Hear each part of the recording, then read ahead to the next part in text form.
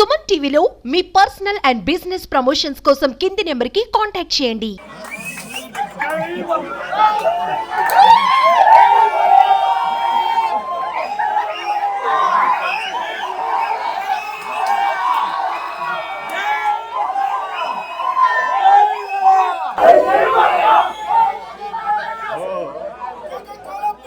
AP elections heat America వరకు తాకింది. So మరి ఎన్ఆర్ఐస్ ఏమనుకుంటున్నారు? మరి ఇప్పుడున్న లీడ్లో కూటమి వస్తుందా, వైఎస్ఆర్ సిపి వస్తుందా, లేకపోతే పార్టీతో సంబంధం లేకుండా ప్రజలు ఏం కోరుకుంటున్నారు? మరి అభివృద్ధి సంబంధించి విషయానికి వస్తే ప్రజలకి కావాల్సింది అభివృద్ధి పథకాలే కాకుండా అభివృద్ధి ఎలా జరగాలి, ఏ విధంగా ఉండాలి. ఇంత దూరం వచ్చి ఎన్ఆర్ఐస్ ఇక్కడ సెటిల్ అవ్వడానికి కారణం ఏంటి?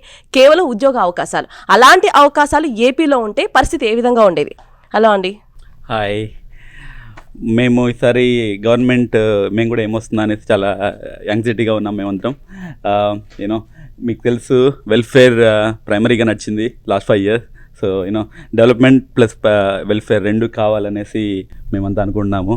సో ఈసారి మేమందరం కూడా వి బీన్ వెయిటింగ్ యూనో, ఎందుకంటే మాకు చాలా టెన్షన్గా ఉంది ఎవరికి వస్తారని. ఎవరు వస్తే బాగుంటుంది అనుకున్నారు? Development plus welfare. So you know we're looking for కూటమి.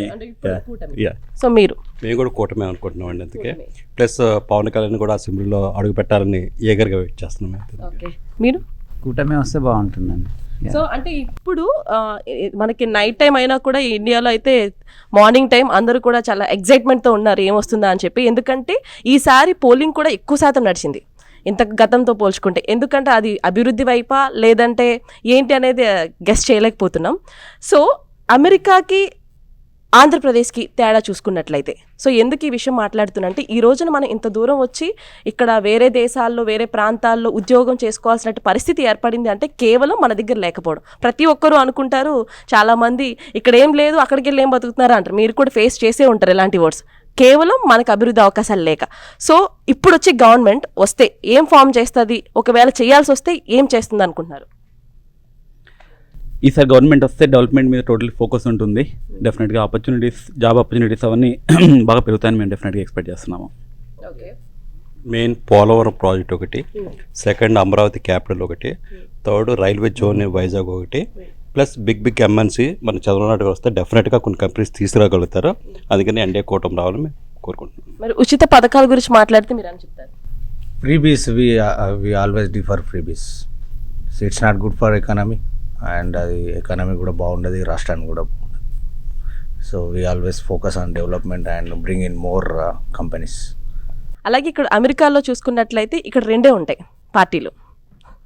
సో మనకి మన నాట్ ఈవెన్ ఏపీ, ఇండియా వైజ్గా చూసుకుంటున్నాం గత కొన్ని నాళ్ళ నుంచి కూడా ఏదో ఒక అంటే ఫుల్ ఫ్లెడ్జ్డ్గా గతంతో పోల్చుకుంటే బెటర్ అనిపిస్తుంది. కాకపోతే కొన్ని స్టేట్స్ చూసుకున్నట్లయితే ఇంకా వెనకబడే స్టేజ్లోనే ఉన్నాయి. అభివృద్ధి అంటే ఏంటి, అసలు ఏమొస్తే బాగుంటుంది? బేసికల్గా డెవలప్మెంట్ అంటే బేసికల్గా అందరు పబ్లిక్కి కావాల్సిన నెసెసిటీస్ అన్నీ ఉండాలి.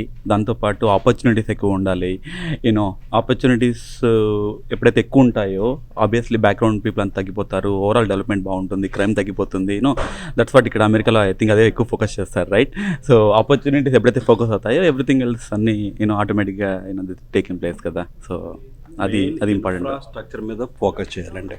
ఫర్ ఎగ్జాంపుల్ హైదరాబాద్ ఉందనుకోండి, మనకి ఇంటర్నేషనల్ ఎయిర్పోర్ట్ ఉంది కాబట్టి మనకి ఎంఎన్సీస్ చాలా వస్తున్నాయి ఇంతకి.